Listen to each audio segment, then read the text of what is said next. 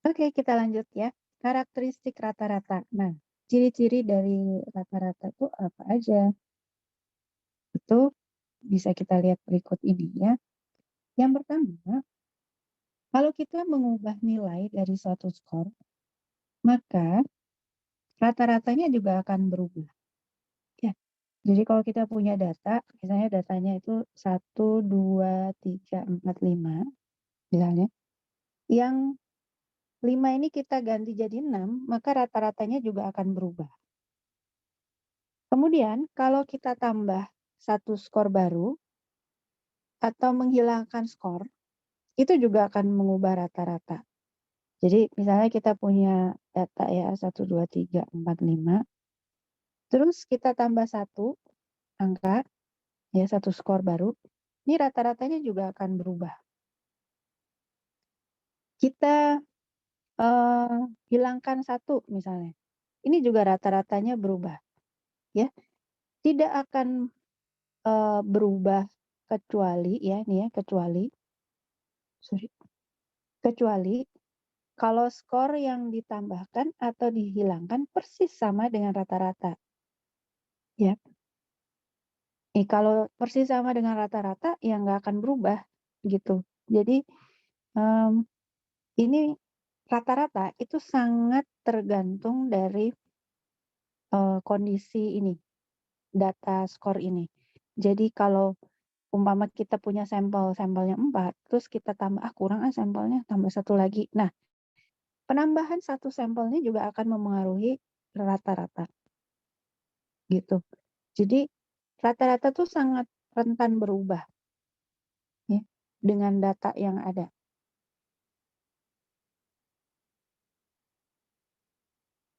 Kemudian, menambah atau mengurangi setiap angka dengan angka yang sama persis, konstan, itu juga akan mengubah rata-rata dengan konstanta tersebut. Jadi misalnya ya, kita punya datanya tadi 1, 2, 3, 4 misalkan ya. Semua data ini ditambah dengan angka yang sama, konstan, misalnya ditambah 2 semuanya ya. Maka rata-ratanya itu juga akan berubah mengikuti konstanta ini. Gitu. Kalau sekarang kita kalikan atau dibagi, ya, semuanya ini kita kalikan atau kita bagi dengan angka yang sama. Misalnya gini, nanti rata-ratanya juga akan berubah, ya, mengikuti konstanta ini, begitu, ya. Jadi ini ciri dari rata-rata tuh begitu. Dia kalau datanya berubah, itu akan berubah. Nah, perubahannya tuh gitu. Dia kalau perubahannya konstan, dia juga ikut, ya.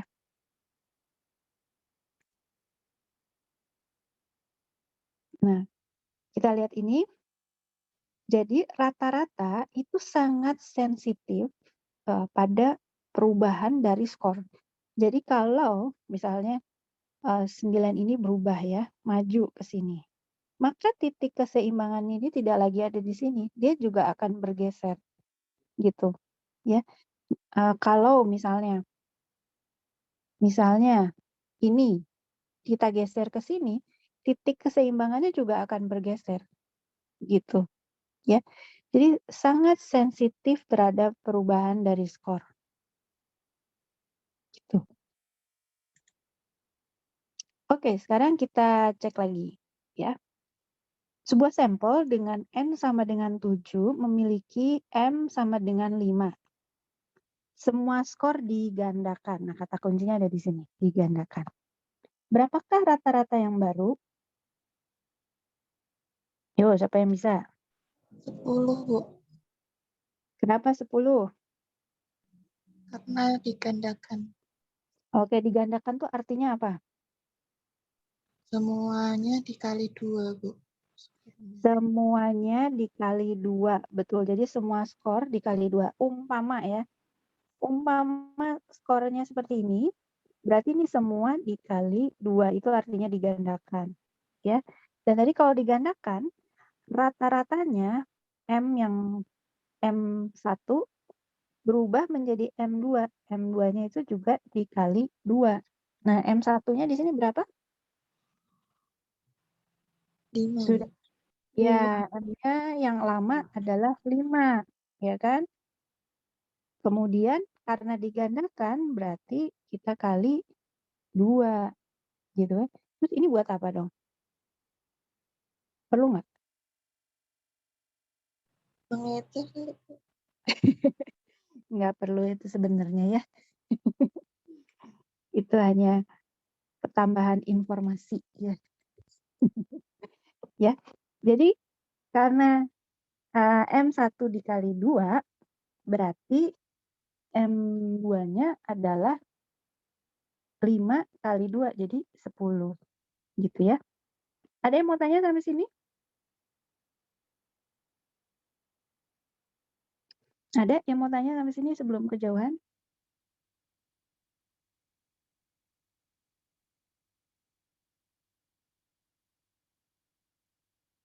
Lanjut? Lanjut ya. Nanti kalau ada yang mau tanya boleh chat juga. Nanti kakak-kakak tolong liatin kalau ada chat ya. Oke, kita lanjut ya. Sekarang yang kedua adalah ukuran pemusatannya adalah median. Median itu seperti namanya, median itu artinya di tengah, median. Jadi median itu adalah titik tengah dari skor dalam distribusi ketika disusun dari yang terkecil hingga yang terbesar. Ini harus diikuti dulu. Jadi jangan diacak-acak, tapi harus urut dulu dari yang terkecil sampai terbesar, baru kemudian kita cari titik tengahnya. Gitu ya.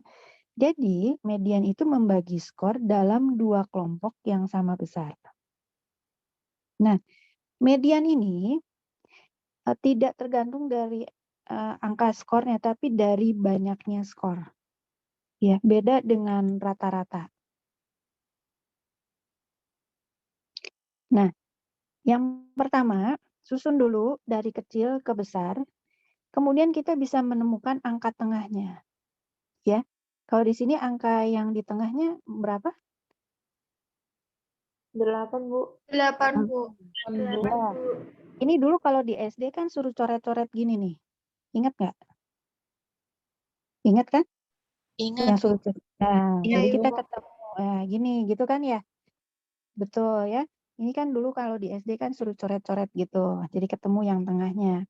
Nah, ingat ini tidak tergantung angka. Jadi kalau umpama saya ganti ya, ini jadi 200 misalnya.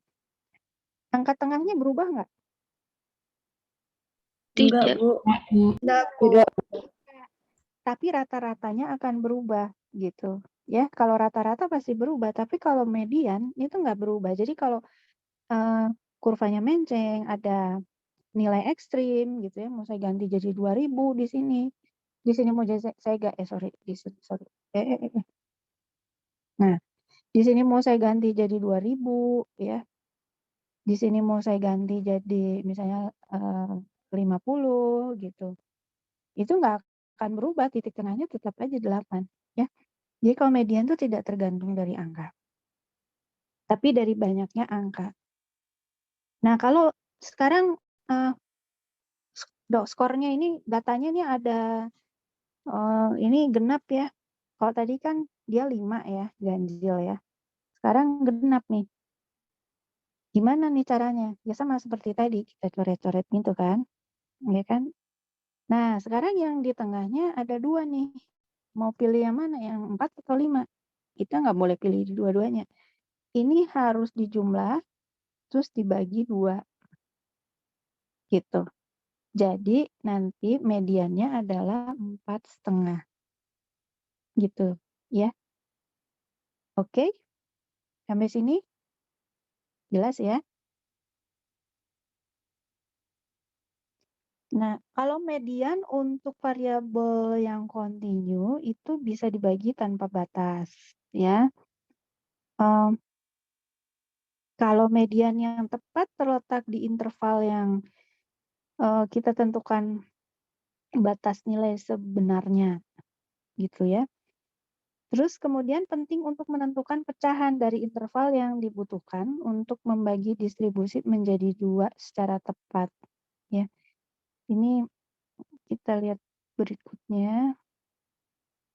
Nah, jadi maksudnya, ya, kalau ini variabel kontinu, maka mediannya itu bentuknya juga begini, pecahan gini, bisa pecahan gini, ya. Nah, ini persisnya dia ada di sini, gitu, titik tengahnya ini. Iya, ini kalau variabel yang kontinu maksudnya tuh gitu. Oke, sekarang kita bandingkan ya median dan rata-rata, mean ya, mean itu rata-rata. Dan apa artinya tengah ya, konsep tengah tuh maksudnya gimana? Rata-rata itu titik keseimbangan dari distribusi ya. Ini definisinya pakai jarak, ya kan titik tengah gini, seimbangnya di sini mana di sini misalnya, gitu kan? Dan ini bisa jadi bukan di titik tengah, bisa jadi titik keseimbangannya tuh ada di sini. Kalau misalnya ini lebih berat daripada yang di sini. Misalnya kan titik keseimbangannya misalnya ada di sini. Ini nggak persis di tengah kan? Dia kalau dilihat dari rentang ini, nah nggak persis di tengah. Tapi kalau median itu pasti titik tengah, ya. Dia nggak lihat besar angkanya, tapi banyaknya angka. Gitu. Dan seringkali bukan titik keseimbangan karena bisa saja angka di sini besar, di sini kecil. Nah, ini kan tidak seimbang sebenarnya, ya. Kalau median itu bisa begitu. Walaupun demikian, keduanya itu mengukur ukuran pemusatan, ya. Cuma konsep pusatnya itu beda, gitu. Yang satu seimbang, yang satu titik tengah distribusi. Itu bedanya. Nah, ini contoh gambar, ya. Jadi kalau rata-rata dia titik keseimbangannya ada di sini, tetapi titik tengahnya dari distribusi ini, ya, yang membagi 2 skor ya. Ini kan ada di 1, 2, 3, 4, 5, 6. Ya kan, dibagi 2 ya ada di daerah sini, gitu. Dibagi 2 sama rata. Ini bukan titik keseimbangan, tapi titik tengah dari data ini. Gitu, ya. Oke, kita cek lagi. Benar apa salah? Ini masih ada yang bahasa Inggris. Mungkin kan enggak jika lebih dari 50% skor dalam distribusi itu memiliki nilai di atas rata-rata. Mungkin nggak? Mungkin, Bu. Kenapa mungkin?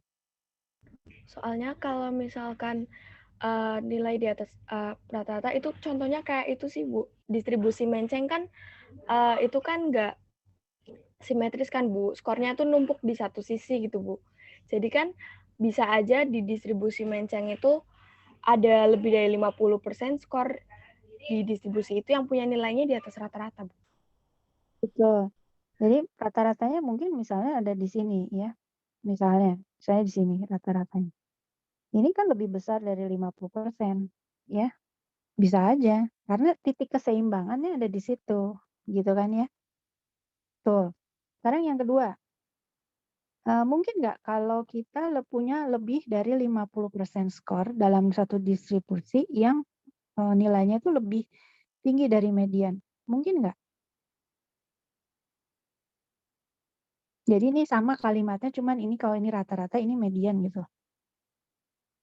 Mungkin nggak? Enggak, Nggak mungkin, Bu. Nah, kenapa nggak mungkin?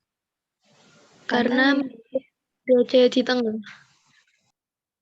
Karena apa? Karena median itu apa?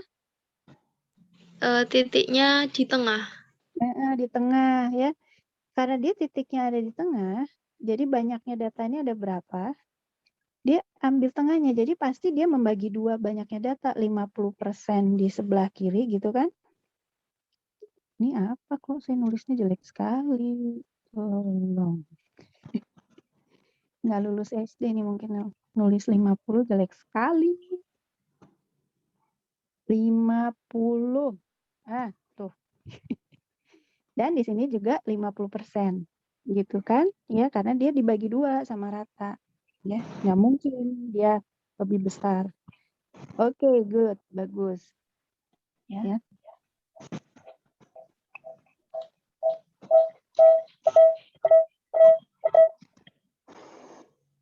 Sorry, kepencet. Ya, nih ya jawabannya ya. Jadi yang pertama tadi itu bawah benar, yang bawah itu salah. Bagus, sekarang kita masuk ke modus. Ya, modus. Nah, modus itu adalah yang paling banyak keluar. Ya, itu kalau dulu di SD kan udah belajar ya, angka yang paling banyak keluar gitu ya. Yang kalau di sini rada kerennya bahasanya ya, skor atau kategori yang memiliki frekuensi terbesar. Nah, itu ini rada keren ya bahasanya. Pilihan katanya memiliki frekuensi terbesar. Padahal sebenarnya angka yang paling banyak keluar gitu aja kalau di SD dulu ya. Ya. Ini bisa dipakai mau pakai skala pengukuran apa aja bisa, mau pakai nominal, ordinal, interval, rasio sebenarnya bisa. Ya. Dan bisa saja ada lebih dari satu modus. Kalau rata-rata kan nggak mungkin, median juga nggak mungkin. Tapi kalau modus bisa aja lebih dari satu, bisa 2, ya. Kayak yang distribusi bimodal gini kan modusnya 2, ya kan? Tuh, itu contohnya. Nah, ini, ya, ini bimodal walaupun yang ini tidak setinggi ini, tapi ini sebetulnya bimodal. Gitu, ya. Ini juga mungkin kan karena dia lebih dari satu modus, ya. Oke, nah sekarang bagaimana kita pilih? Kita mau pilih rata-rata, median, atau modus? Kapan kita pilih rata-rata? Kapan kita pilih median? Kapan kita pilih modus? Nah, kita pilih rata-rata kalau ya jika kita bisa menghitung ini. Jadi kalau nominal ordinal nggak bisa, kita paling bisa pakai data yang interval atau rasio. Gitu ya, yang skalanya interval atau rasio. Karena harus menghitung sigma X. Dan nilai dari setiap skor tuh harus kita ketahui. Tapi ya, jangan pakai kalau ada skor ekstrim. Ini hati-hati. Ya, skor ekstrim tuh kalau yang kayak distribusi menceng itu, ya. Terus ada nilai yang nggak diketahui. Kok bisa sih ada nilai yang nggak diketahui? Bisa aja. Kayak kalau dalam eksperimen, ya, itu sering, bukan sering, ada kalanya datanya itu tidak berhingga gitu. Misalnya gini, kita buat eksperimen nih. Tikus dimasukkan ke dalam ini, misalnya kamu pernah tahu maze kayak gini nih ya. Tikus dimasukin kotak, ya, dimasukin di pintu yang ini. Terus di sini tuh ada kayak labirin-labirin gitu ya. Nanti dia disuruh keluar dari sini. Suruh jalan gitu ya, kemana-mana kita bikin jalan-jalan yang kayak gini, bikin pusing gitu ya. Terus nanti kalau ke sini mentok, nggak bisa. Tahu kan ya, yang kayak gini-gini? Kalau dulu di TK tuh suka ada yang suruh menelusuri gitu, nanti dia jalan dari sini gitu tuh. Tahu kan? Ya. Nah, ada tikus yang nggak keluar-keluar. Mau ditungguin sampai seharian juga dia nggak keluar-keluar ke sini. Nggak tahu dia muter-muter di sini nggak ketemu gitu ya. Nah, ini yang disebut data tidak diketahui, tidak berhingga, ya. Mau ditunggu sampai kapan tikusnya nggak keluar-keluar dari sini, ya. Nah, ini kalau ada data yang seperti itu, kita nggak cocok pakai rata-rata karena kita nggak bisa hitung sigma X, gitu, ya. Kita juga nggak pakai kalau distribusinya terbuka di ujung kayak gini. Itu nggak bisa. Kalau median itu bisa dipakai kalau ada skor ekstrim. Jadi sebaliknya gitu. Kalau ada skor ekstrim yang kayak tadi itu atau distribusinya menceng, ada nilai yang nggak diketahui, itu pakai median nggak masalah, ya. Karena kita tadi kan udah contoh ya, misalnya datanya 1, 2, 3, 4. Nah, di sini misalnya 2000. Nah, ini kalau misalnya kita nggak ketahui 2000 kita tulis aja tidak berhingga gini. Nggak apa-apa, ya. Yang penting ada jumlahnya gitu. Nggak masalah kalau buat median. Terus kalau distribusi terbuka di ujung juga nggak masalah. Skala ordinal bisa, ya. Hanya median nggak bisa untuk skala nominal, karena nominal kan kategori nggak ada titik tengahnya. Kalau nominal itu cocoknya pakai modus, ya. Itu cocok pakai skala nominal. Yang diskrit juga cocok, ya, karena dia bicara soal frekuensi aja, gitu. Jadi kalau datanya interval atau rasio, kayaknya sebaiknya tidak pakai ini. Walaupun bisa juga, tapi sebaiknya pakai rata-rata aja atau ya rata-rata gitu, ya. Kalau mau pakai modus itu hanya untuk tambahan informasi aja. Nah, ini contoh ya. Ada nilai ekstrim nih, misalnya kuis ya. Kuis kebanyakan orang di 11 skornya. Ada satu orang nih yang pinter banget. Ini merusak rata-rata nih, dia dapat 100 benar semua ya. Ini merusak rata-rata nih, ya. Tapi kalau bicara median nggak masalah, bicara modus nggak masalah, gitu, ya. Kira-kira kayak gitu.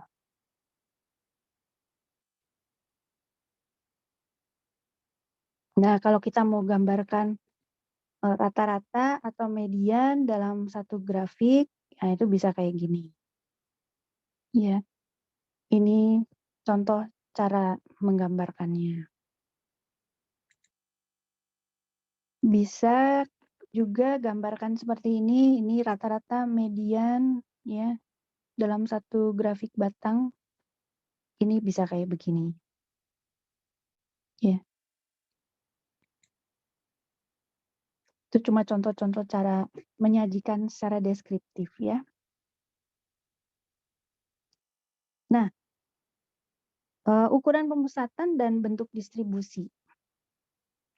Kalau distribusinya simetri, maka rata-rata dan median itu akan memiliki nilai yang sama. Jadi kalau simetris, ya misalnya begini, maka titik rata-rata dan mediannya ini sama. Simetris itu juga bisa begini. Itu simetris, ya. Rata-rata dan mediannya itu titiknya ada di tempat yang sama.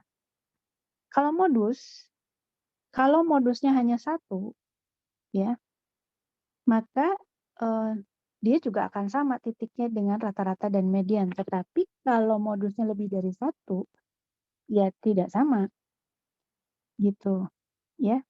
Distribusi itu bisa punya satu modus, bisa juga nggak ada modusnya sama sekali. Nih, bisa juga kayak gini kan distribusi, nggak ada modusnya. Nah, ini contohnya. Kalau distribusi normal, rata-rata, median, modus ada di titik yang sama. Kalau distribusinya bimodal, modus ada 2, rata-rata, min, dan median di satu titik. Kalau yang ini, min dan mediannya di sini, tapi nggak ada modusnya. Gitu, itu perbandingannya. Ya. Nah, ingat bahwa rata-rata itu dipengaruhi oleh skor ekstrim. Ya, dia akan ketarik sama nilai ekstrim itu. Jadi kayak tadi kalau orang skornya 10, 11, 12 gitu ya. Ada yang pinter banget dapat 100, nah itu merusak rata-rata, dia akan ketarik ke arah si 100 itu. Ya. Median itu nggak terpengaruh sama skor ekstrim. Ya. Jadi mau distribusinya menceng atau enggak. Gitu. Terus modus itu sebentar. Pencet. Kalau modus itu biasanya dekat ke ekor yang paling pendek. Karena kan kalau ekor yang paling pendek nih biasanya kan ada yang paling banyak ada di situ gitu. Ya. Kita lihat ini. Nah, kalau ekornya ada di sini, nih rata-ratanya kan ketarik ke arah ekor, ya kan? Rata-ratanya ketarik ke arah ekor. Mediannya sih ya dia bagi 2 aja gitu ya. Modusnya itu dekat sama ekor yang paling pendek. Gitu. Karena dia yang titik tertinggi ya frekuensinya. Kalau ekornya ada di sini, rata-ratanya itu ketarik ke arah ekor ya. Jadi ketarik gitu. Mediannya biasanya di sini modusnya itu di titik tertinggi ya. Itu. Jadi hati-hati kalau distribusi menceng pakai rata-rata. Oke, kita cek dulu. Sebuah distribusi ya menunjukkan bahwa rata-ratanya 31 dan mediannya 43. Kemungkinan ini yang mana nih? Positively skewed, negatively skewed, bimodal atau open-ended? Yang negatif, Bu. Kenapa negatif? Soalnya kalau di gambar itu nanti hasil gambarnya tuh mirip kayak yang sebelumnya yang di bagian kanan, Bu. Minnya itu ada di kirinya median. Nah, gitu ya. Kira-kira gini ya. Sama dengan yang ini ya. Nah, rata-ratanya ada di sebelah kirinya median. Berarti dia yang kemungkinan negatively skewed. Gitu. Ya. Itu penjelasannya. Oke. Sampai sini dulu ada yang mau tanya nggak?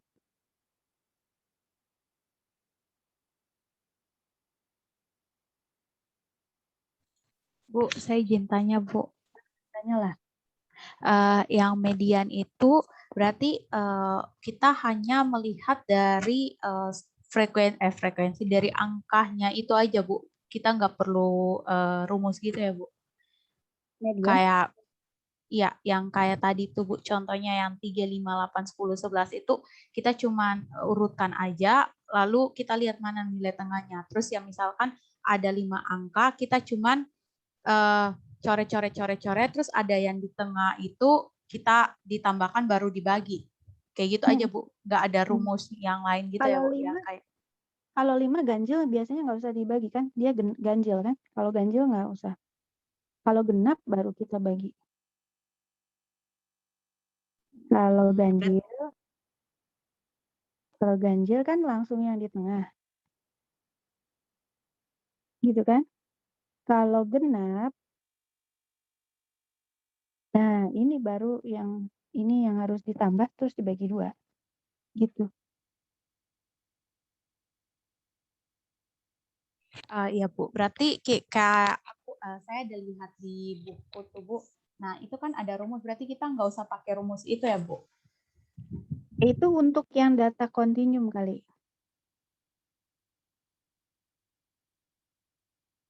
Halo? Oh iya, Bu. Benar, itu untuk variabel kontinu. Itu kayak yang tadi yang saya contohin kalau dia ada di dalam distribusi frekuensi ya. Tapi kita jarang pakai itu. Kita belajar konsepnya dulu ya. Oh, baik-baik, Bu. Terima kasih, Bu. Oke. Ada yang mau tanya lagi? Bu, aku mau tanya, Bu. Yang itu tadi, Bu, yang median untuk variabel kontinu itu. Kenapa gitu? Masih kurang jelas, Bu. Oh, oke. Mungkin kita nggak akan banyak ke sana ya, karena kita jarang pakai itu.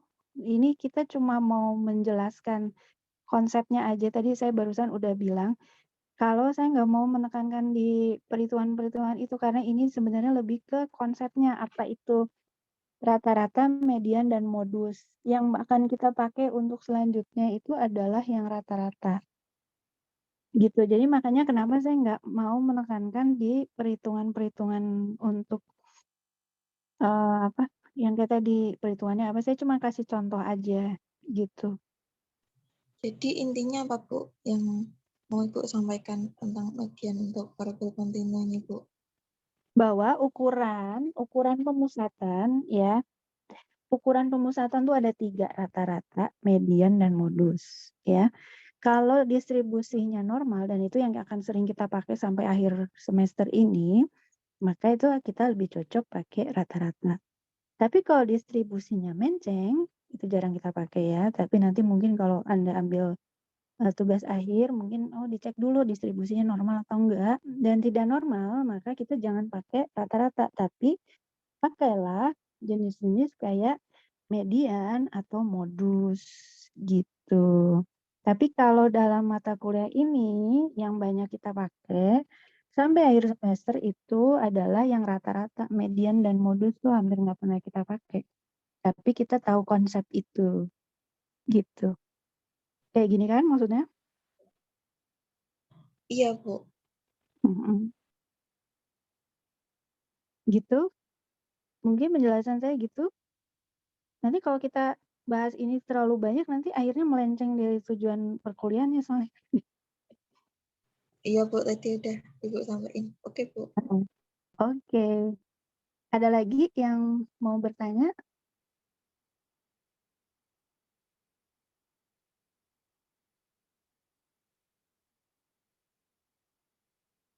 Udah, kita lanjut ya. Oke.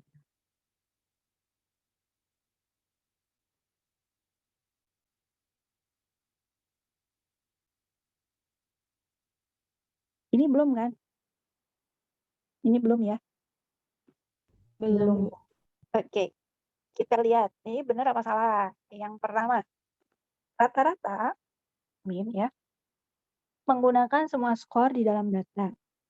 Sehingga dia merupakan pengukuran sentral tendensi atau ukuran pemusatan yang paling bagus untuk data menceng. Benar apa enggak?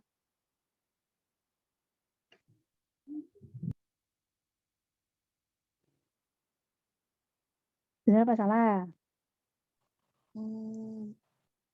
Salah. Kenapa salah? Karena Karena kalau yang menceng itu median, Bu. Yes, betul ya. Kalau datanya menceng, ya, distribusinya menceng, hati-hati pakai rata-rata karena itu tadi ketarik ya ke skor ekstrim. Ya, kayak tadi itu ya, kalau misalnya menceng gini, atau menceng sebaliknya, rata-ratanya akan ketarik oleh skor ekstrim. Sehingga kurang cocok kalau kita pakai perhitungan ukuran pemusatan yang namanya rata-rata. Gitu ya. Ini nanti kalau pakai inferensial istilahnya nanti ada tuh non parametrik gitu ya, tapi kita belum sampai ke sana.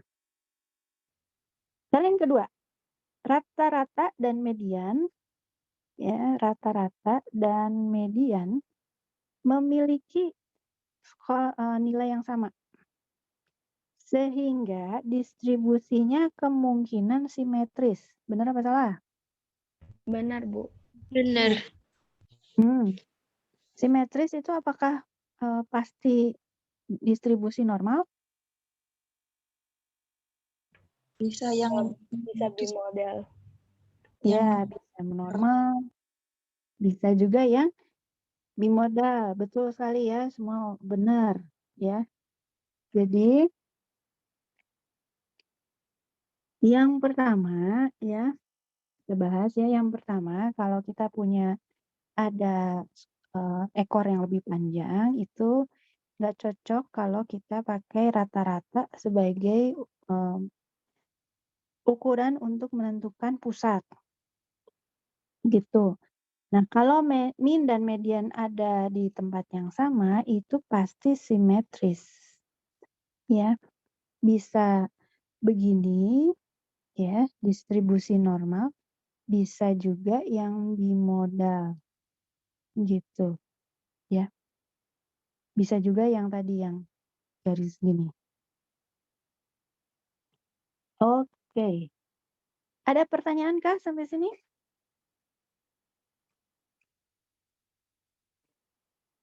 Gimana?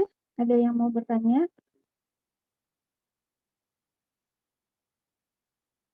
Sepertinya tidak ada, Bu. Nggak ada? Oke, baik. Kalau gitu kita pindah ke bab 4.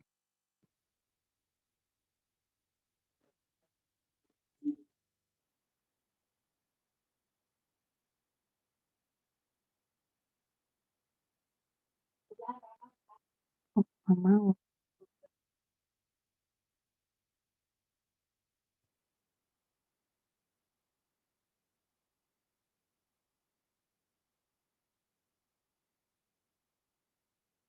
Ups.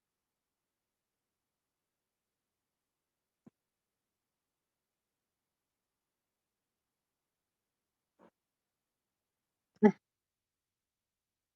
oke, kita bahas sekarang ukuran penyimpangan. Kalau tadi pemusatan, sekarang penyimpangan. Nah, yang namanya penyimpangan itu artinya dari ini nih.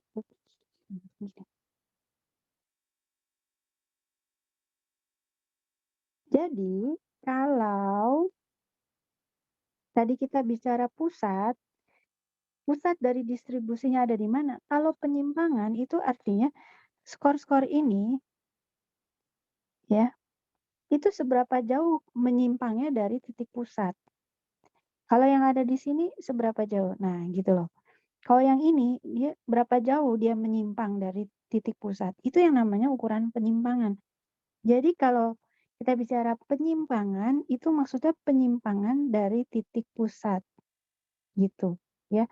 Berapa jaraknya dia menyimpang dari titik pusat. Semakin besar jarak penyimpangannya berarti skor itu semakin jauh dari titik pusat. Itu prinsipnya. Ya. Terus itu menggambarkan bahwa skor yang ada di dalam distribusi itu tersebar atau berkelompok. Maksudnya gimana? Coba lihat ini, ya. Bandingkan si kurva hijau itu dengan kurva ini yang biru ini. Nah, mana yang lebih besar penyimpangannya? Yang hijau itu atau yang biru ini? Mana Yang lebih? hijau, Bu. Ya, yang hijau lebih besar penyimpangannya kan? Karena jaraknya dari ini, dari ujung-ujungnya ini ke pusat itu lebih jauh ketimbang dari yang sini. Gitu kan? Betul nggak? Ya, Betul, Bu. makanya yang hijau itu disebut sebagai lebih tersebar gitu. Pasti penyimpangannya dia lebih besar daripada yang biru. Nah, itu ukuran penyimpangan tuh membantu kita untuk bisa menggambarkan distribusi ya. Gitu. Dan bisa membuat gini kita skor itu mewakili distribusi kalau penyimpangannya semakin besar berarti kan skor itu tidak mewakili distribusi gitu. Nah, ini ya. Mana yang penyebarannya atau penyimpangannya itu lebih kecil? Yang kiri apa yang kanan? Yang kiri. Ibu. Ya, ini kelihatan ya bahwa penyimpangan untuk variabel tinggi ya, ini kan tinggi badan kan, tinggi badan dan berat badan. Ternyata variabel untuk tinggi badan itu variasinya lebih kecil daripada berat badan, gitu. Ya, kita bisa lihat dari bentuk distribusi ini. Berarti penyimpangan untuk yang tinggi badan, variabel tinggi badan itu pastinya lebih kecil daripada penyimpangan untuk variabel berat badan. Oke, nah sekarang gimana cara ngukur penyimpangan? Yang pertama itu rentang atau range ya. Yang kedua standar deviasi, ketiga varians. Nah, yang ini kemungkinan kalian udah belajar dulu di SD. Kalau yang ini belum. Nah, ini yang baru mungkin. Ya, beda kalau ukuran Pemusatatan kan semua udah dipelajari ya, rata-rata, median, modus tuh kita udah pada belajar. Nah, kalau penyimpangan mungkin yang rentang aja yang pernah dipelajari. Rentang itu adalah skor terbesar dikurangi skor terkecil. Nah, ini rentangnya. Gitu. Jadi kalau rentangnya ini, nah gini. Ini pasti udah belajar lah dulu di SD ya. Ya. Jadi kalau dalam garis bilangan, angka terbesar dikurangi angka terkecil, nah itu adalah rentangnya. Gitu. Ya. Itu rentang.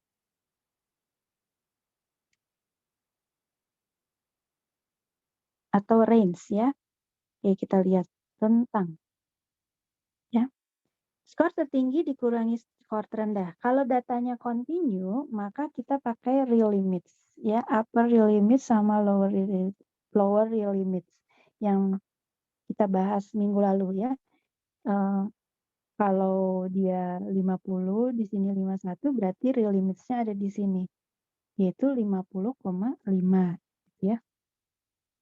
Kalau variabelnya discrete, itu hanya banyaknya kategori aja. Oke.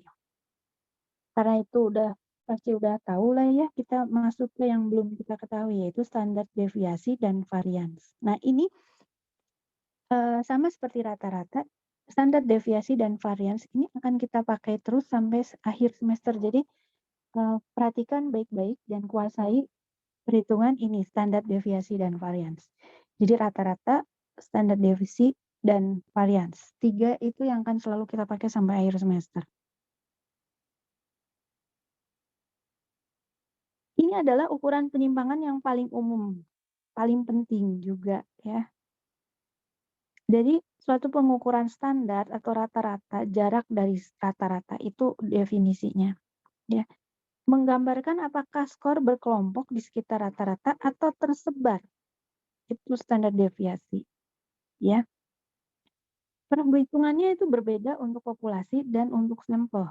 Ada perbedaannya kalau untuk populasi. Kita bicara dulu yang untuk populasi. Ya. Caranya gimana? Kita tentukan dulu skor penyimpangan, deviasi ya, atau jarak dari rata-rata untuk setiap skor. Jadi X dikurangi rata-rata. Gimana sih maksudnya?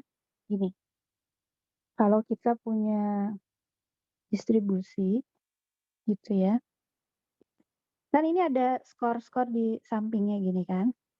Dan di samping sini. Nah, skor penyimpangan tentukan dulu. Langkah pertama kita harus tahu dulu berapa rata-ratanya. Karena ini populasi jadi lambangnya mu. Ya. Pertama kita harus tahu dulu rata-ratanya. Kemudian yang kedua ya, berapa penyimpangannya? Kita hitung semua penyimpangan. Jadi X dikurangi rata-rata. Ya. Terus X dikurangi rata-rata. Lagi X dikurangi rata-rata. Gitu. Terus begitu. Ya. Begitu juga yang sebelah kiri. Ya. X dikurangi rata-rata. Semua gitu. Sampai semua skor dihitung berapa X kurang rata-rata. Ya. Jadi setiap skor dihitung penyimpangannya atau deviasinya gini. Ya. Itu langkah pertama. Langkah kedua, kemudian kita hitung rata-rata dari penyimpangan itu. Ya. Jadi kan tadi kita dapat X1 kurang mu kan, terus X2 kurang mu gitu kan. Terus X3 kurang mu. Gitu kan. Jadi kita dapat misalkan di sini X, misalkan katakanlah XA ya, di sini XB, ini XC. Ini dicari rata-ratanya. Gitu.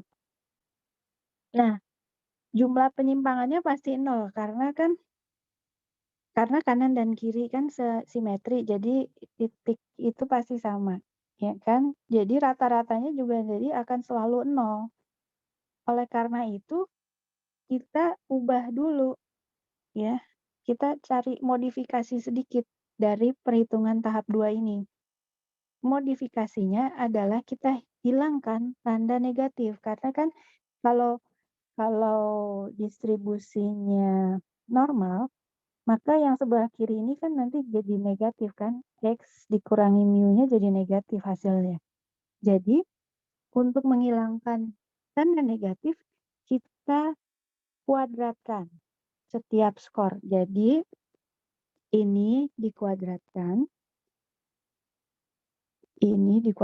dulu, jadi begini. Gitu. Baru kita hitung rata-ratanya. Gitu. Namanya adalah ini, mean square deviation. Rata-rata dari standar deviasi. Nah, hasilnya itu namanya adalah variance. Gitu. Ya. Jadi variance itu adalah rata-rata dari deviasi dikuadratkan. Square itu artinya kuadrat ya, deviasi. Rata-rata dari deviasi dikuadratkan. Gitu. Ya, kita dapat variance. Nah, tahap 4 ya, akar dari variance ya. Akar dari variance itu adalah standar deviasinya. Ya. Akar dari variance. Jadi kalau tadi sudah dikuadratkan, untuk cari standar deviasinya akar dari variance. Gitu. Ya. Jadi kita dapat menggambarkan seperti ini. Ya. Langkah pertama, hitung deviasinya, jarak dari rata-rata untuk setiap skor. Ini lengkapnya. Kemudian dikuadratkan. Yang ketiga, cari rata-ratanya. Ini sudah dapat variance. Akar dari variance itu adalah standar deviasi. Gitu. Ya, itu langkahnya.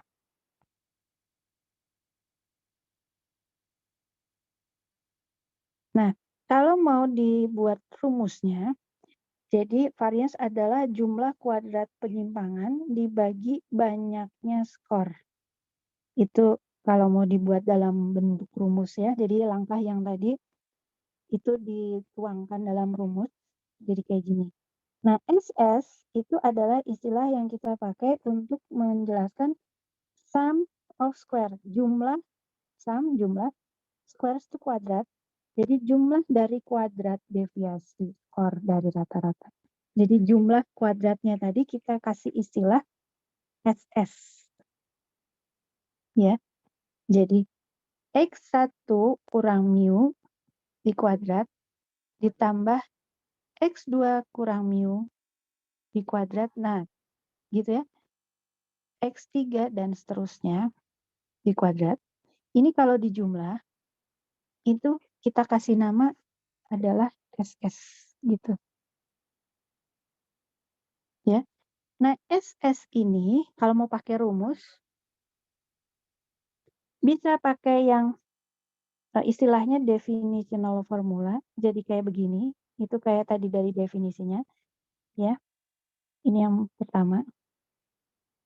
Jumlah dari X dikurangi mu kuadrat. Itu kan yang tadi kita bahas. Kalau mau ditulis dalam notasi rumus yang keren, jadi kayak gini. Padahal itu sebenarnya yang tadi kita kerjakan itu ya. X dikurangi mu dikuadratin dijumlahin.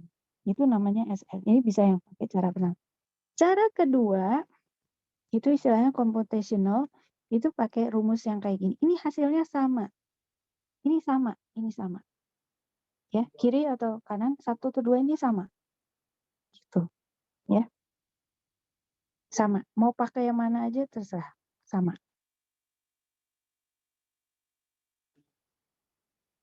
Gitu. Nah, ini rumus kerennya, jadi kelihatannya kayak keren gitu ya. SS per N itu varians. Kalau standar deviasi itu akar dari SS per N. Gitu. Nah, notasinya standar deviasi kalau untuk populasi itu kita pakai sigma.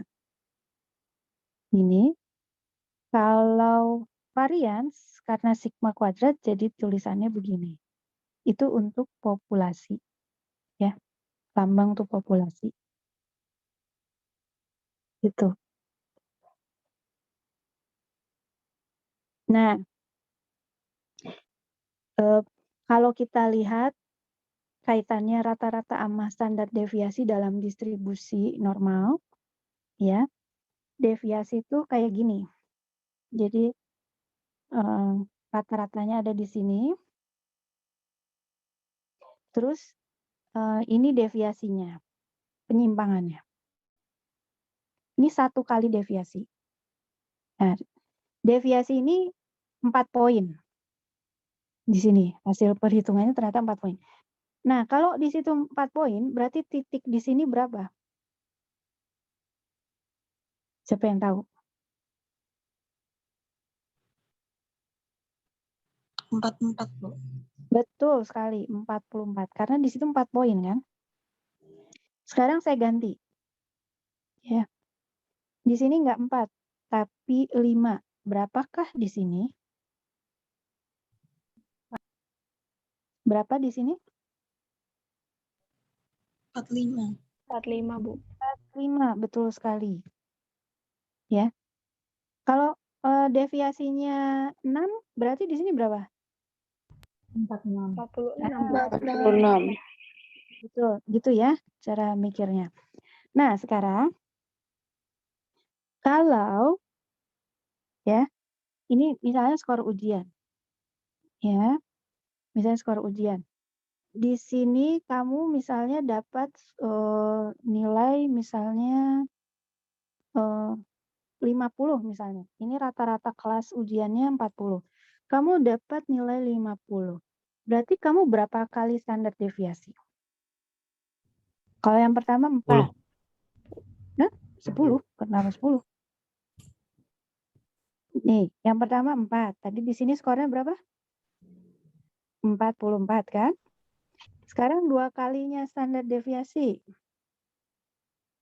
Jadi ada 4 poin lagi. Ini kan 2 kali standar deviasi, ya kan? 2 kali 4. Berarti di sini berapa?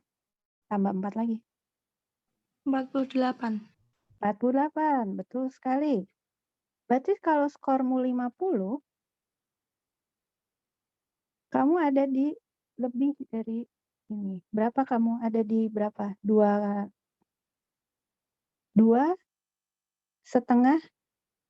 standar deviasi. Betul nggak? Betul, Bu. Berarti Ya, berarti kamu keren nggak nih? Kamu ada di sini. Ya kan, kamu jauh dari titik pusat. Gitu, karena kamu jaraknya adalah nih 2,5 deviasi. Gitu.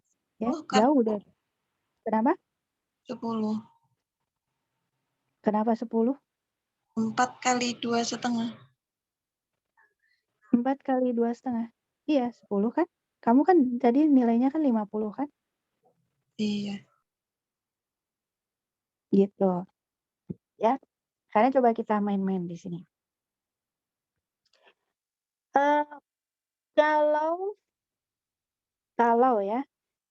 Kalau deviasinya 4, terus skormu tadi 50, ya. Sama kalau deviasinya bukan 4, tapi deviasinya 10 misalnya. Kamu skornya 10. Nah, ya. posisimu akan lebih besar, lebih jauh dari titik pusat kalau deviasinya 10 atau kalau deviasinya 4. Kalau skormu 50 dan rata-ratanya 40. Nah, sekarang coba kita lihat.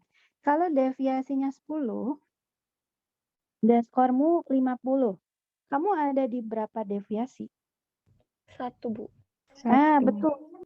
Ada di 1 deviasi sini, ya. Mana yang lebih keren? Kamu ada di 2,5 deviasi kayak tadi atau di 1 deviasi gini? 2,5. Kalau 2,5 berarti kamu ekstrim kan? Ada di ekstrim gitu. Ya. Jadi skormu tuh akan menjadi lebih bagus kalau kamu ada di ekstrim. Gitu. Kalau ekstrimnya minus, Bu.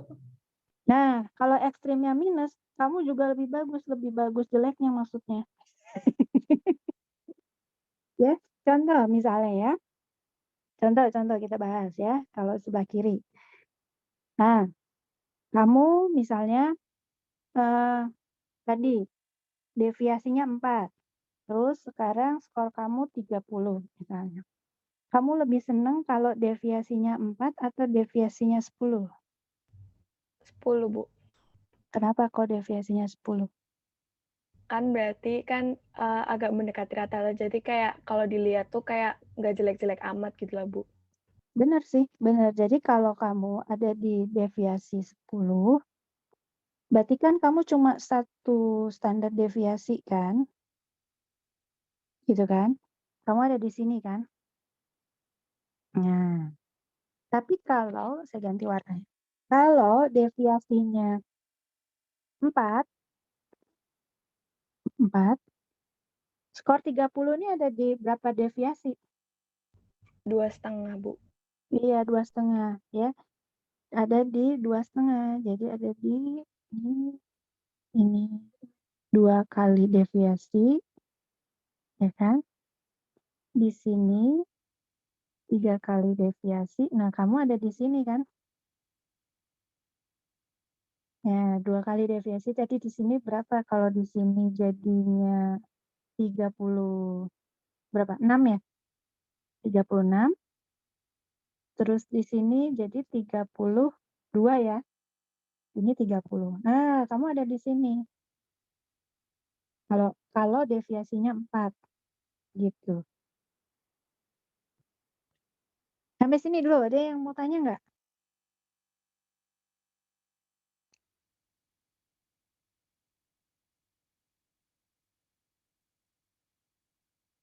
Gimana? Ada bayangan ya kaitan antara rata-rata dan deviasi? Belum sih, Bu. Belum ada gambaran? Iya, Bu. Masih sulit nangkap, Bu. Oke, kita ulang ya. Kalau deviasinya 4, ya, berarti kan 4 poin. Titik di sini berapa? 44. 44. Kalau 2 kalinya deviasi, jaraknya sama ya. 2 kalinya deviasi. Berarti berapa di sini? 48, Bu. 48. Kalau 3 kalinya deviasi, berapa? 52, Bu. 52. 52. Berarti kalau skormu 50, kamu ada di berapa deviasi? 2,5. 2,5. Oh Ya iya, kan? Di 2,5. sini nih. Di sini 2,5 deviasi kan? 50. Gitu kan? Nah, sekarang saya ganti warna ya, biar kelihatan. Pakai warna hijau. Kalau deviasinya bukan 4, tapi deviasinya itu 10. Titik di sini berapa? 50, Bu. 50. Betul, 50. Titik di sini berapa? 2 kali deviasinya. 60. 60. Oh, betul. Titik di 3 deviasi berapa? 70. 70. Sampai sini jelas nggak? Jelas, Bu, jelas. Nah, kalau skormu 50 nih sama, tetap skormu 50. Kamu ada di berapa deviasi? Kalau tadi kan di 2,5. Kalau sekarang karena deviasinya 10, kamu ada di berapa deviasi? 1. Satu deviasi. Jadi, kamu lebih bagus di mana? 50 yang di sini atau 50 yang ini? 50 yang jauh. Menjauh ya. Kamu lebih pinter kan di sini. Kalau ini skor ujian kan kamu kelihatan lebih pinter kalau kamu jauh gini kan daripada di sini. Gitu. Sampai sini bisa membayangkan? Bisa, Bu, bisa. Oke. Saya kayaknya ada pertanyaan apa yang di chat saya? Enggak kelihatan. Ini ada pertanyaan Bu di chat. Bisa dibacain nggak? Dari level standar deviasi itu bisa dibilang rata-rata penyimpangan dari rata-rata kah, Bu? Rata-rata penyimpangan dari rata-rata. Maksudnya gimana? Rata-rata penyimpangan dari rata-rata. Penyimpangan dari rata-rata. Oh, mungkin saya jelasin yang sebelumnya.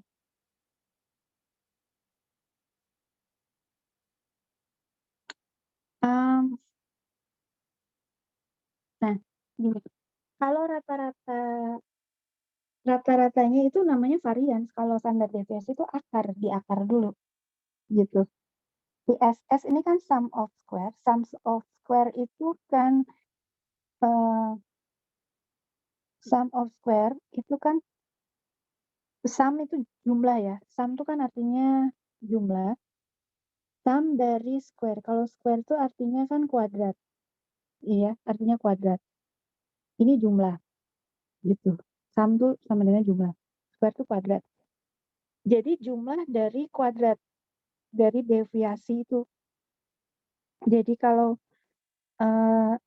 rata-rata ada angka di sebelah kanannya. Nah, ini deviasinya berapa? Angka itu dikurangi rata-rata.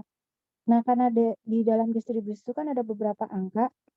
Nah, itu dijumlahin semuanya. Deviasinya ini semua deviasi 1, deviasi 2, deviasi 3 gitu. Terus semua dijumlahkan, dikuadratkan. Jumlah itu dikuadratkan. Itu namanya ini sum of square. Nah, kalau dibagi n itu kan rata-ratanya. Jadi rata-ratanya itu namanya varians. Kalau standar deviasi itu harus diakarkan karena tadi kan sudah dikuadratkan, jadi kita akarkan. Nah, itu adalah standar deviasi. Gitu mungkin penjelasan. Gitu kan yang ditanya?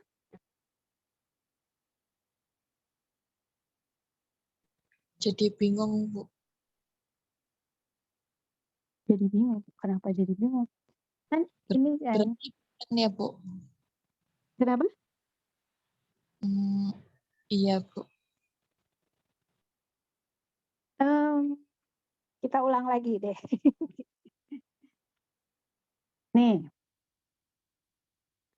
Langkah pertama, tadi kan hitung skor penyimpangan. Skor penyimpangan itu kan X dikurangi rata-rata. Sampai sini jelas nggak? Itu tahap pertama. Itu jelas ya. Jadi kalau ada distribusi, kita hitung dulu rata-ratanya, karena ini populasi kan mu ya. Terus semua angka di kanan dan kiri dari mu ini itu dikurangi dengan mu, itu namanya deviasi skor penyimpangan. Ya. Jadi ini gitu kan. Kita dapat deviasi pertama. Misalnya gitu kan. Ini kurang ini, skor ini X dikurangi mu, kita dapat deviasi kedua. Gitu. Sampai sini jelas? Jelas, Bu. Oke. Langkah kedua ya. Kita hitung rata-ratanya, tapi kan ini tadi dapatnya 0, jadi kita skip dulu yang ini karena kita dapatnya 0. Jadi, supaya tanda negatifnya hilang, itu dikuadratin. Gitu ya. Ini kenapa kok tiba-tiba jadi kuadratin? Karena ya tadi, kalau ini dijumlahin kanan dan kiri, ini kan pasti jadi 0 kan? Negatif dan positif gitu kan. Oleh karena itu, tanda negatifnya dihilangkan, jadi dikuadratin. Jadi X ya Ini yang pertama ini dikuadratin, gitu kan. Yang kedua ini jarak ini X, ditulis di mana nih penuh?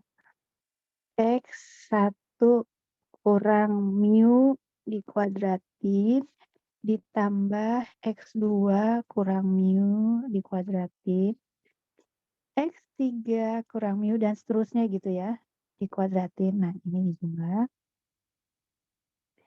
Gitu kan? Dijumlah. Ini namanya SS, sum of square. Nah, kalau mau dihitung rata-ratanya, itu kita dapat mean square deviation. Rata-ratanya gimana caranya? Sum of square dibagi n. Ini rata-rata kan? Kan gitu kan kalau rata-rata ya, ini dapatnya MSD ini. Ini adalah varians. Gitu. Nah, akar dari varians itu adalah standar deviasi. Jadi akar dari varians itu adalah standar deviasi. Gitu. Jelas nggak? Jelas, Bu. Nah, ini penjelasan ini kalau ditulis dalam notasi yang lebih keren, ya jadinya kayak yang tadi itu. Ini sama aja sebenarnya. Tuh, sum of squares. Mana? Nah, ini rumus yang ini, yang pertama dan kedua, ini sebenarnya yang kita omongin tadi, cuman ditulis dengan lebih keren aja. Tapi sama itu yang kita omongin tadi. Itu SS, sum of square, gitu. Nah, ini. Gitu. Jelas nggak? Jelas, Bu, jelas. Nah, oke. Baiklah, coba kita bahas ini. Rumus computational dan rumus divisional itu yang tadi. Ya, untuk SS kan tadi ada 2 rumus untuk SS kan, yang definitional sama yang computational. Itu kadang-kadang memberikan hasil yang berbeda. Benar apa salah? Salah. Salah, Bu. Salah. Salah, orang itu hasilnya sama kan? Sama aja ya. Jadi ini salah. Terus yang kedua, jika semua skor dalam data itu sama, skornya sama semua ya, maka standar deviasinya itu sama dengan 1. Benar apa salah? Benar. Benar, Bu. Benar? Yakin? Benar? Kenapa 1? Salah nggak sih harusnya? Salah. Harusnya Harusnya berapa 0 ya, Bu? coba? Harusnya 0, betul. Karena kalau semuanya angkanya sama, misalnya ya, kalau nggak sama kan misalnya 1, 2, 3, 4, 5 ya. Kita kan punya rata-rata dan deviasinya. Tapi kalau semua 1, 1, 1, 1, 1 misalnya. Rata-ratanya sama deviasinya ada nggak? Rata-ratanya ada. Deviasinya? Definisinya nggak ada, Bu. Nggak ada deviasinya. Ya kan? Begini aja semua. Rata-ratanya sih 1. Terus 1 kurang ini, ya nggak ada. 1 kurang ini berapa deviasinya? 0. Ini kurang ini, 0. Ini kurang ini, 0, 0. Ya kan? Jadi nggak mungkin 1. Dia pasti 0. Ya, nggak ada deviasinya. Mau 1 diganti jadi 4 misalnya. Bisa jadi 4. Rata-ratanya 4. Terus deviasinya 4 kurang 4 berapa? 0 juga. Ya kan? Nggak mungkin ada deviasinya. Gitu. Sampai sini ada yang mau tanya? Ngerti nggak ini? Aman, Bu. Hmm? Ada yang bingung nggak? Ada yang perlu diulang? Jujur aja kalau Bu, nggak saya ngerti. mau tanya. Nanya lah. Kan kalau cari deviasi tadi kan bisa aja minus. Nah, kalau misalnya langsung otomatis kita kuadratkan aja, Bu, gitu boleh ya, Bu? Ya kan memang dikuadratin tadi. Jadi kayak misalnya ya, coba kita buat aja deh 1, 2, 3, 4, 5 ya. Mu-nya berapa?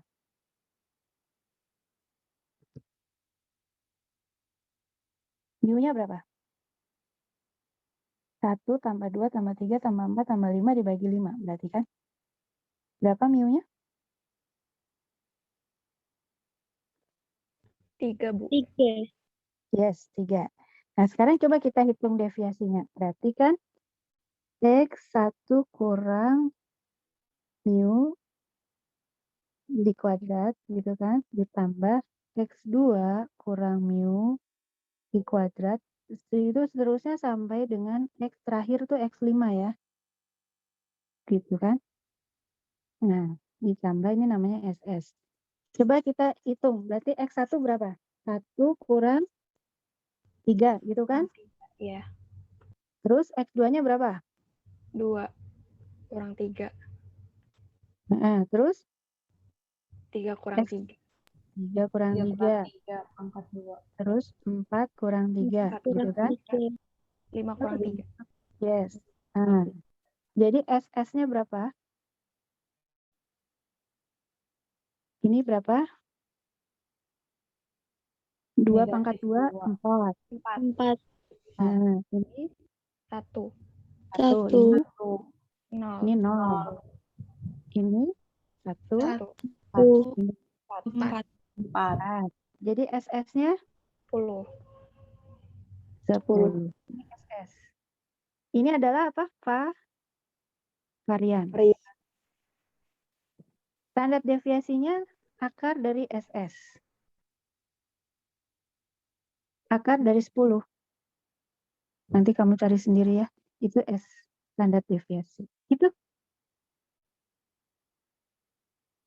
Paham, Bu? Oke? Oke. Bu, Ada nggak yang mau tanya lagi? N, Bu, tadi, Bu. Kalau Apa? variasi. Kalau Berapa? variasi SS dibagi N, Bu. Oh iya, betul. SS dibagi N, betul. Jadi 10/5 ya, itu variansnya. Oh tadi kita baru sampai SS doang ya, betul. Tadi. Nah gini. Jadi standar deviasinya akar dari 2 ya. Gitu? Iya, Ada Bu. yang mau tanya lagi? Bu, mau tanya, Bu. Yes. Heeh. Tadi kan rumus SS itu ada 2 kan, Bu? Itu apakah ada keadaan tertentu di mana kita harus pakai rumus pertama atau kita pakai Nggak rumus ada. kedua, atau itu berarti Nggak. terserah kita aja, Bu? Sama, itu kan itu sama persis, itu cuma kayak kalau dulu belajar di SMA tuh penjabaran persamaan kuadrat apalah gitu dulu, persamaan sisi kiri dan sisi kanan itu sama ini. Ini kan bagian yang ini itu kan sama dengan ini, cuman cara nulisnya aja yang beda. Berarti kalau misalkan di soal itu udah diketahui mu-nya, itu lebih gampang pakai yang pertama aja ya, Bu, tinggal dimasukin. Kecuali kalau mu-nya itu belum diketahui, yang diketahui itu baru data-datanya, baru lebih gampang pakai rumus kedua ya, Bu. Iya, kecuali kamu mau ngitung mu-nya dulu. Oke, Bu. Sama kok, itu sama persis. Ada yang mau tanya?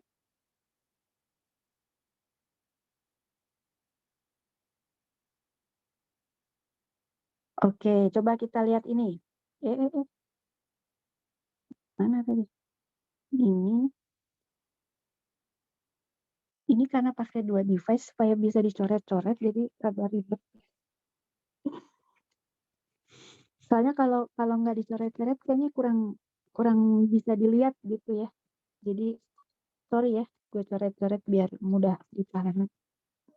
Nah, coba kita lihat. Standar deviasi itu berarti mengukur apa? A, sum of squared deviation score. B, average distance. Ini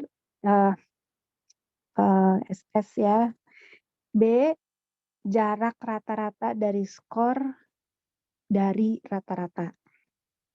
C, jumlah dari deviasi kuadrat dari rata-rata. D, rata-rata jarak kuadrat dari sebuah skor dari rata-rata. Pusing. Yang mana nih? Standar deviasi itu mengukurnya mana? B, Bu. Yang B? Ya, yang B. Semua jawab B? Ada yang berbeda?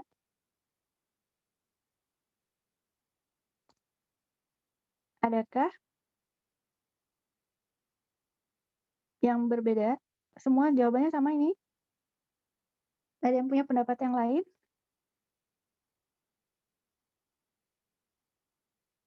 C, Bu. Apa? C? Kamu C? D. Oh, D. D. Oke. Ada lagi? Coba kita lihat ya jawabannya.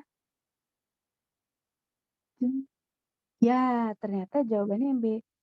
Jarak, rata-rata jarak dari skor ke rata-rata. Bedanya apa coba sama yang B? Kalau yang ini rata-rata square, ada square-nya nih. Kuadrat. Itu masih varians kayaknya kalau ini. Gitu. Oke. Baiklah. Sekarang kita bahas ya standar deviasi dan varians untuk sampel. Kalau tadi kan kita bicara untuk populasi, sekarang untuk sampel.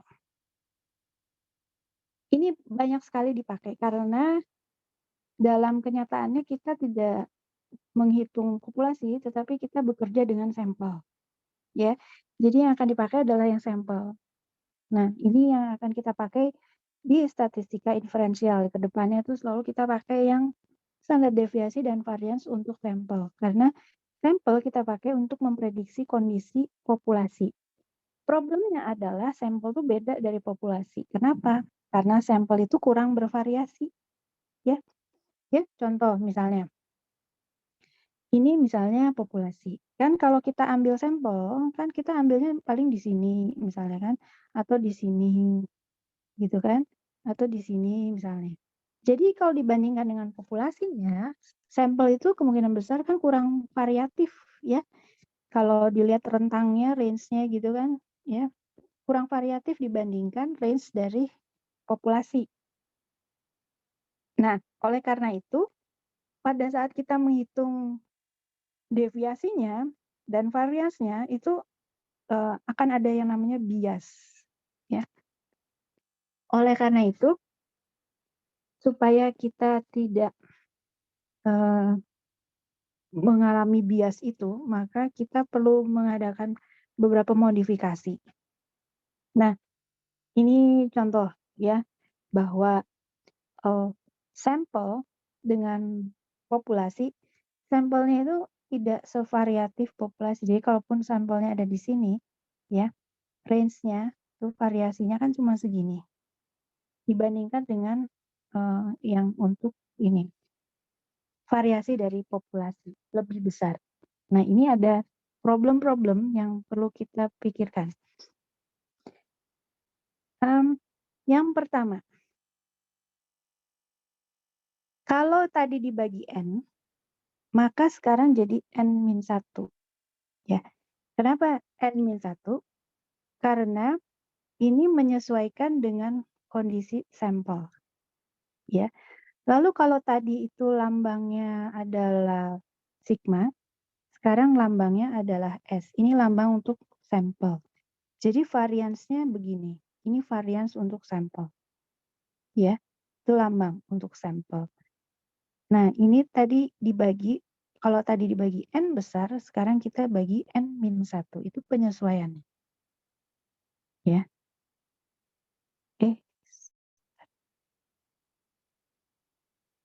Oops. Ini karena saya jadi sibuk gitu ya. Kanan, kiri. Nah, N-1 itu sebenarnya juga adalah yang namanya derajat bebas atau bahasa Inggrisnya degree of freedom. Ya. Apa ini maksudnya? Ya. Pada populasi itu rata-ratanya kita kalau pada populasi rata-ratanya harus kita ketahui, ya. Kemudian penyimpangan dihitung dari rata-rata yang kita ketahui. Sementara kalau sampel itu kan dipakai untuk mengestimasi atau memprediksi populasi. Rata-rata populasinya saat itu kita nggak tahu, ya. Kita hanya punya data sampel, kita nggak tahu data rata-rata populasi, datanya persisnya seperti apa kita nggak tahu. Kalau kita tahu data populasi kan ngapain kita ambil sampel, langsung aja pakai populasi. Justru karena kita nggak tahu populasi, kita ambil sampel, nah akibatnya kita nggak tahu rata-rata populasinya. Nah, karena kita pakai rata-rata sampel, maka kita akan terbatas variabilitasnya itu tadi. Iya. Nah, derajat bebas ini atau degree of freedom ya, kalau bahasa Indonesia lambangnya ini, kalau bahasa Inggris degree of freedom, ya, itu adalah banyaknya skor dalam sampel yang independen dan bebas bervariasi. Nah, banyaknya itu adalah ini, itu yang tadi, yang ada di dalam rumus yang menggantikan N tadi. Kenapa tadi diganti jadi N-1? Karena ini, banyaknya skor dalam sampel yang independen dan bebas bervariasi. Maksudnya gimana? Kalau ini N-nya 1, ya, maka ini kan sama dengan 0. Nah, ini tidak bisa. Jadi N-nya di sini minimal 2. Kalau N-nya hanya 1, kita nggak bisa hitung rata-rata kan, dan nggak ada variasinya. Jadi minimal N-nya itu adalah 2. Jadi banyaknya skor dalam sampel yang independen itu minimal 2 untuk kasus ini. Itu degree of freedom-nya. Ya. Jadi bukan dibagi N besar, tapi dibagi N kecil min 1 itu. Kan N kecilnya itu minimal harus 2. Ya. Oke. Sekarang kita coba cek. Sebuah sampel yang terdiri atas 4 angka itu memiliki sum of square 24. Berapa variansnya? 8, Bu. Ya, dari mana 8? Dari rumusnya tadi kan varians itu SS per N-1. Berarti kan SS-nya itu 24, terus N-nya tuh 4 dikurangi 1, 3, jadinya 24 per 3 sama dengan 8. Gini ya. Oke, betul sekali. Siapa yang bingung bagian ini? Ada yang mau tanya nggak? Kenapa jadinya 8? Ada yang mau tanya?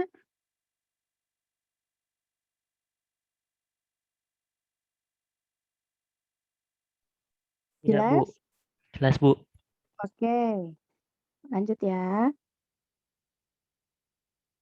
Coba kita lihat yang ini. Benar apa salah? Sebuah sampel secara sistematik itu akan memiliki variabilitas yang lebih kecil dibandingkan populasinya. Benar apa salah? Benar, Bu. Benar, Bu. Benar sekali ya. Ini tadi kita bahas-bahas ulang nih. Betul sekali. Karena variasi dari sampel itu pasti lebih kecil dari populasi ya. Variasi dari populasi. Yang kedua, standar deviasi itu merupakan jarak dari rata-rata ke titik terjauh dari distribusi.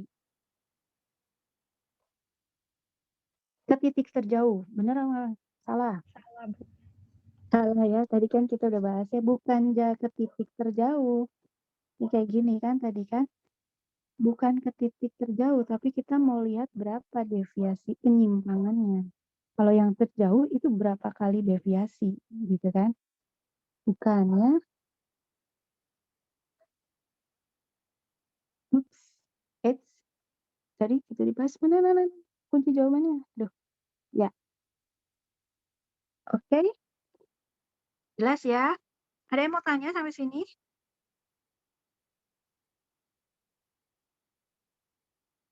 Adakah yang mau bertanya?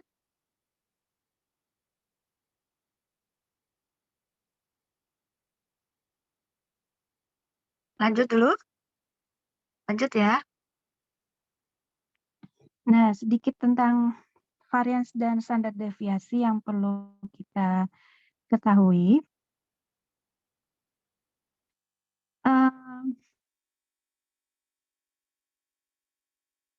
Estimasi parameter populasi yang tidak bias itu jika nilai rata-rata dari statistik itu sama dengan parameter. Jadi kalau S sama dengan parameternya kan ini, itu berarti dia tidak bias.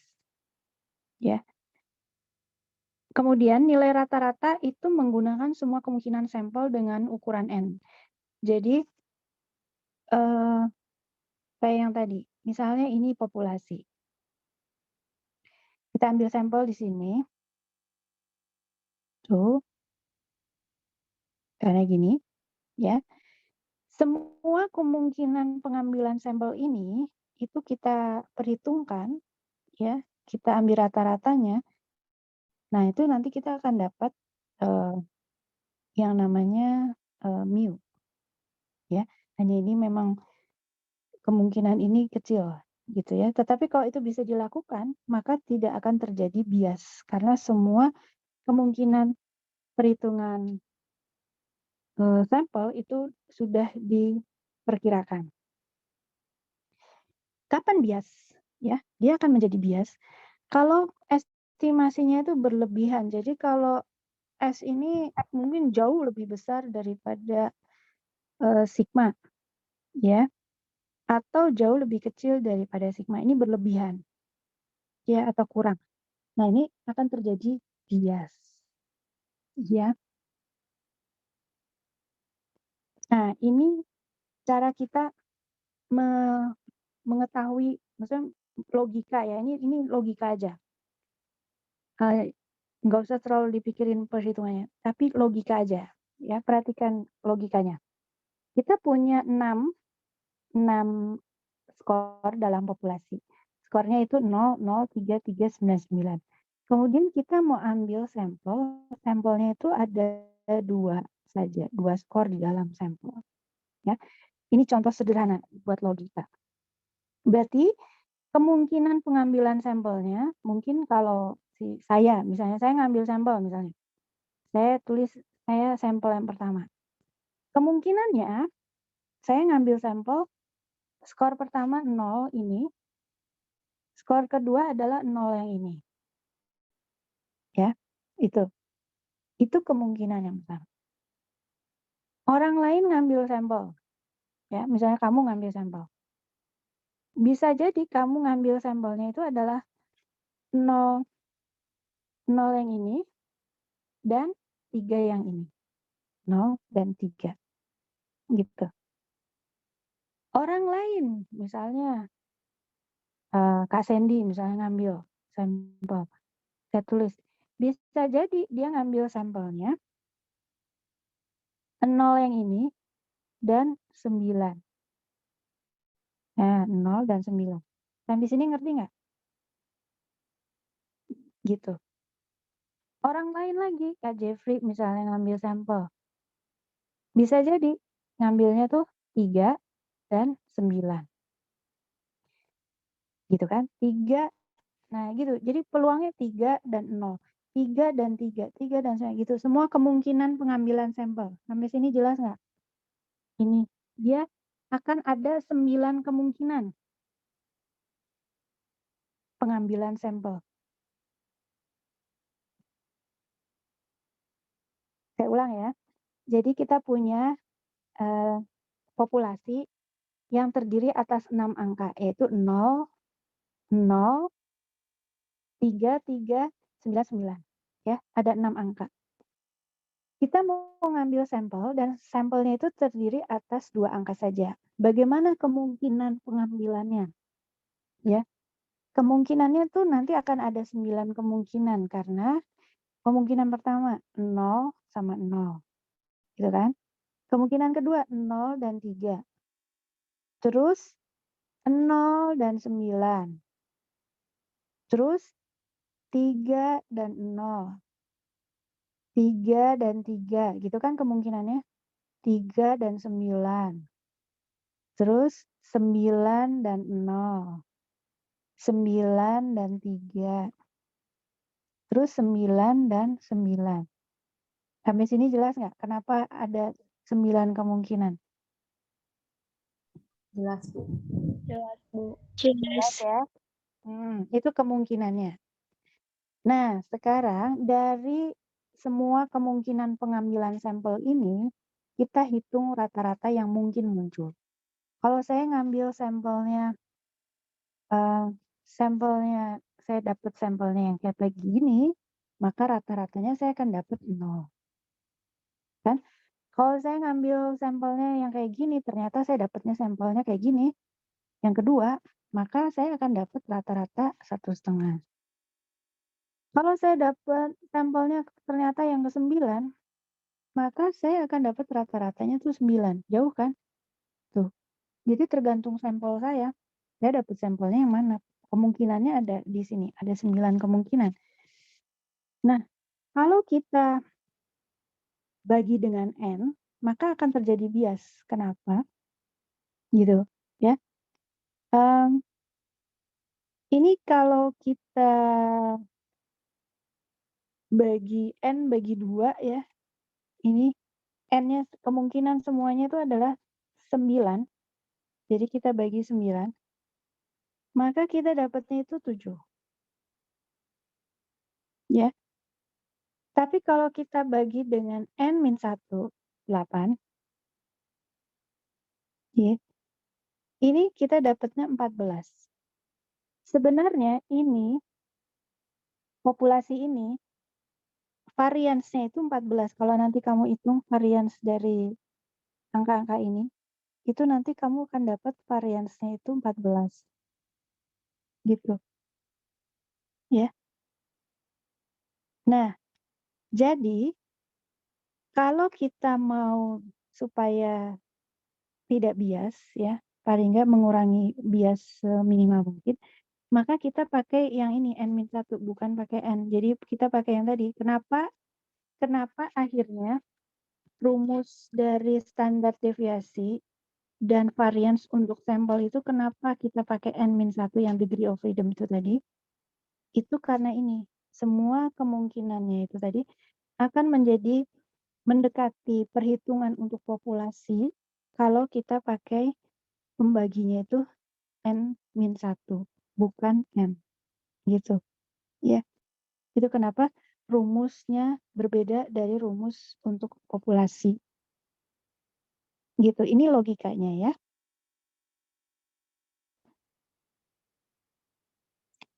Nah, yang berikutnya ini contoh dari kalau kita punya sampelnya ada 20, rata-ratanya 36, standar deviasinya 4, ya. Ini kayak begini, ini yang tadi kayak kita main-main tadi ya. Kalau kamu ada di 2 standar deviasi, berarti skormu berapa? 2 standar deviasi.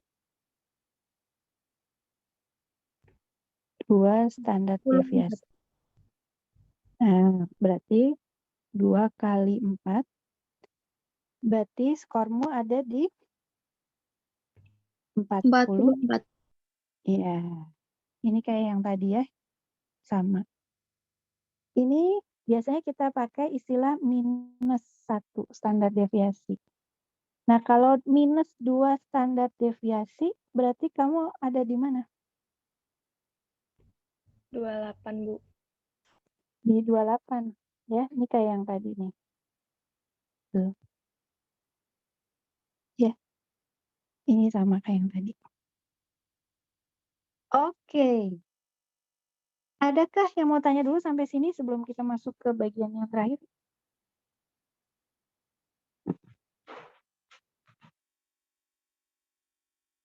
Ada pertanyaan?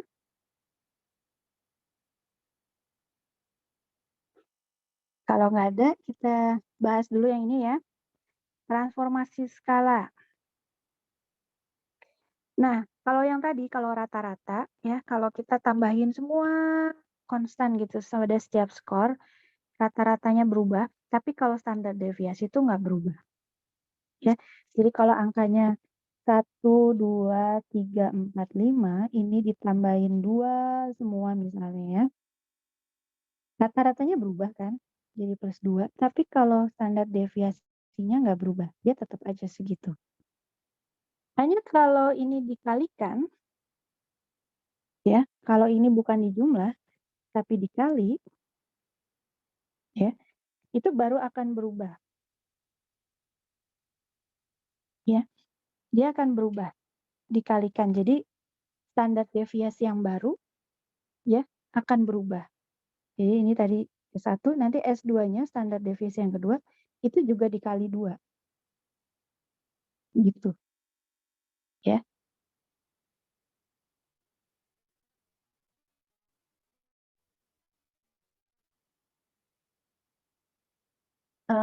Ya. Tujuan statistika inferensial yang nanti akan kita pelajari setelah materi-materi ini itu mau mendeteksi pola ya yang ada pada sampel untuk memprediksi kondisi populasi. Nah, variabilitas dari data itu akan memengaruhi kita untuk bisa melihat pola tersebut dengan lebih mudah atau lebih sulit. Kalau variabilitasnya tinggi, itu akan mengaburkan pola yang akan kelihatan dari sampel. Ya. Nah, variabilitas itu kadang kita sebut sebagai variance error. Gitu. Ini dari logikanya ya. Kenapa? Karena dia bisa mengaburkan itu. Contoh kayak gini. Ini kalau data eksperimen. Ya. Yang putih sama yang biru. Ya, kita lihat yang putih dan biru ini. Ada 2 kelompok data sampel. Nah, kalau dari gambar ini kelihatan jelas nggak perbedaan antara yang putih dan biru ini? Kelihatan jelas kan? Ya kan? Bahwa yang biru itu benar-benar berbeda dari yang putih. Betul kan? Benar nggak? Kelihatan jelas kan bahwa yang biru ini beda banget sama yang putih. Bisa dilihat? Ya kan? Bisa, Bu. Nah, beda dengan yang gambar kedua ini. Ya.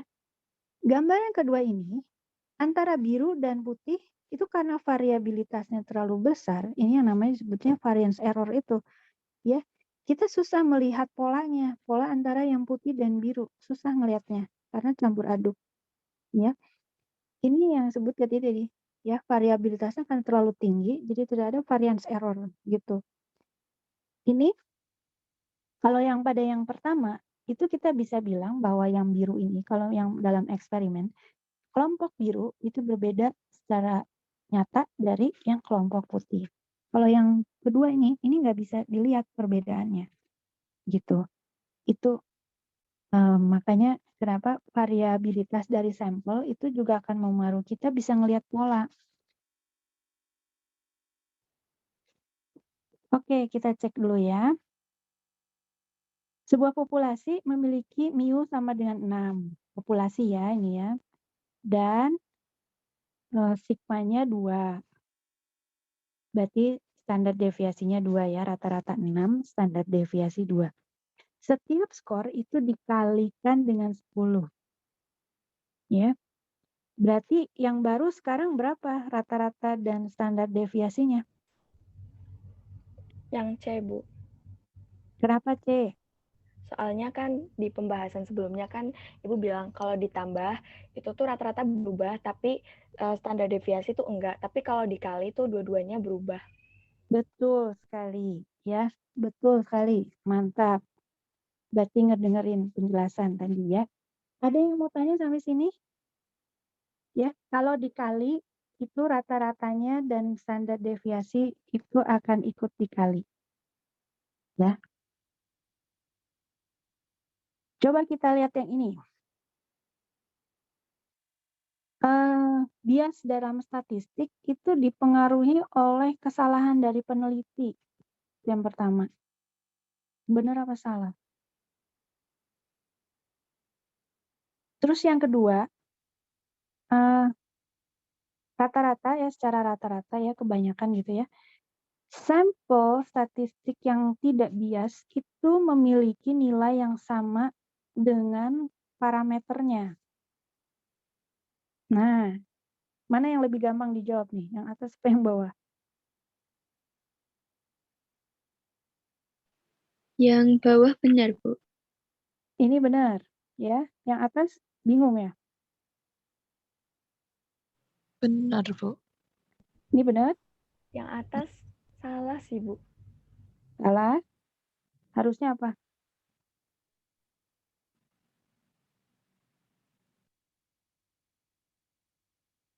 Tadi error apa? Ini tadi sempat disinggung sih. Error apa?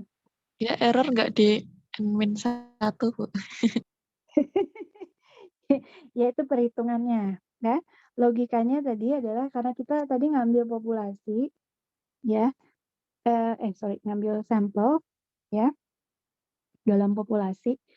Ukuran sampel kita itu pasti lebih kecil daripada populasi, kan? Sehingga variasinya itu tidak sama dengan variasi dari populasi, ya.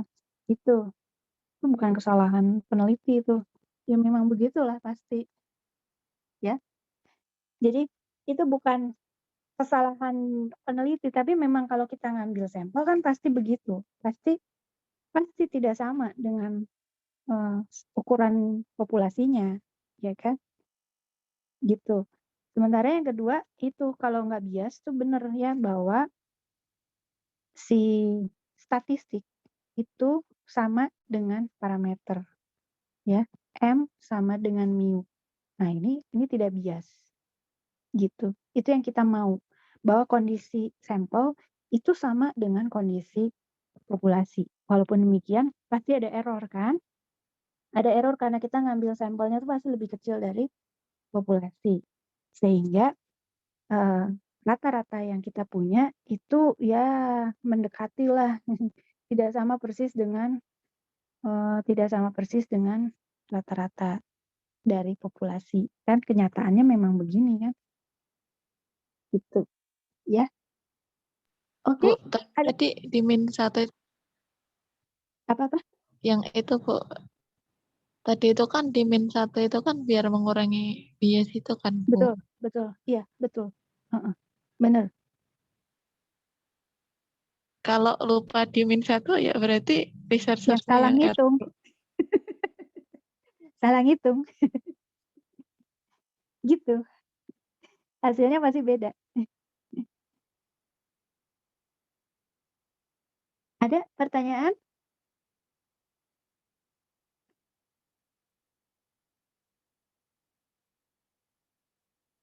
Berarti di -1 untuk mengurangi bias sama kayak tadi yang dikuadratkan untuk menghilangkan minus gitu ya, Bu ya?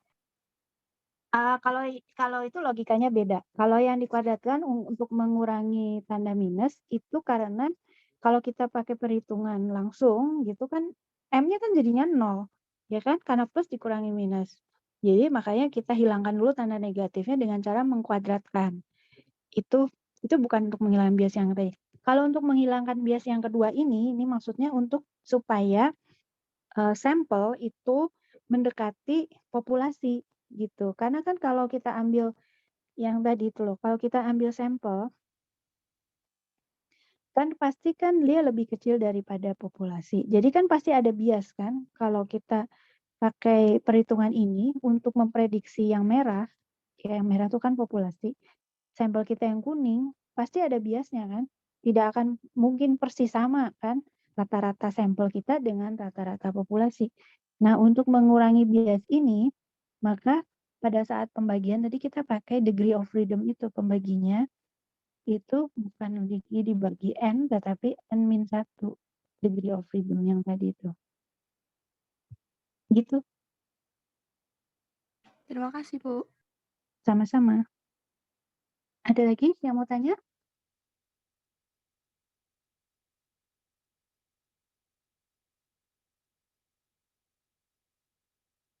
Oke, kalau nggak ada, kita masuk ke breakout rooms aja ya.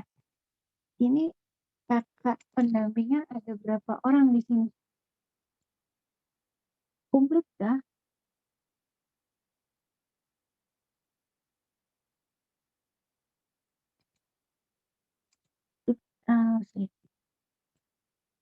Siapa yang belum jadi co-host? Daripada aku diprotes lagi nanti.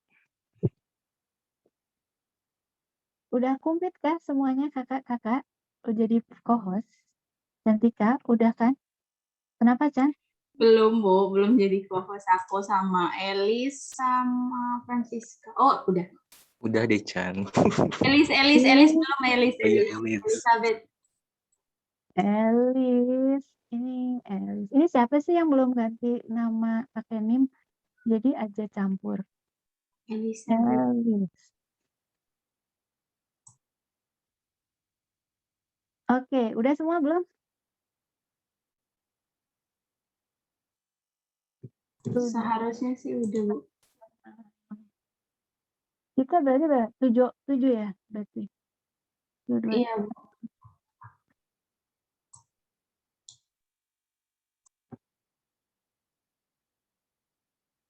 Oke, baik, kita buka 7 breakout room. Ada soal yang ada di itu di Have-Learn. Nanti kamu buka di situ, kalau ada yang bisa share di grup WA boleh juga tuh, supaya nggak susah buka di itu di Have-Learn. Kalau ada yang baik hati mau share di grup WA. Oke.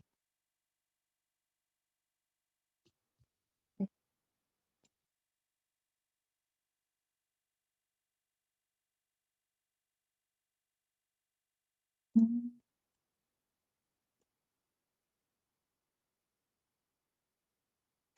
Oke, guys, silakan masuk ke breakout rooms masing-masing. Latihan dari itu ya, latihan yang ada di mana? Di Have-Learn.